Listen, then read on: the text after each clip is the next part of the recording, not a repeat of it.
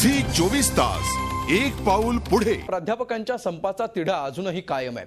शरद पवार आणि केंद्रीय मनुष्यबळ विकास राज्यमंत्री पल्लम राजू यांच्या बैठकीनंतर सुद्धा यावर अजूनही तोडगा निघालेला नाही।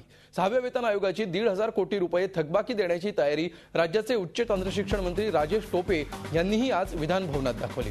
मात्र प्राध्यापकांच्या इतर मागण्यांबाबत सरकारने कठोर भूमिका घेतली आहे। नेट सेटच्या मागणीवरून दोघांमधला संघर्ष अजूनही कायम आहे।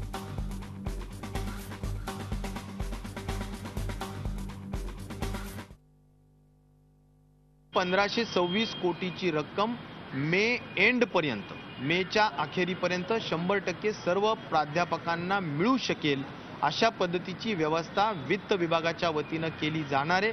अशा पद्धतीची त्यांनी सुद्धा मला माहिती दिली, माननीय अजितदादा पवार साहेबांनी माहिती दिली आणि त्यामुळे जे काही वर्षाचा कालावधी लागणार होता तो आता कदाचित मे एंड पर्यंत आम्ही निश्चित प्रकारे देऊ शकू।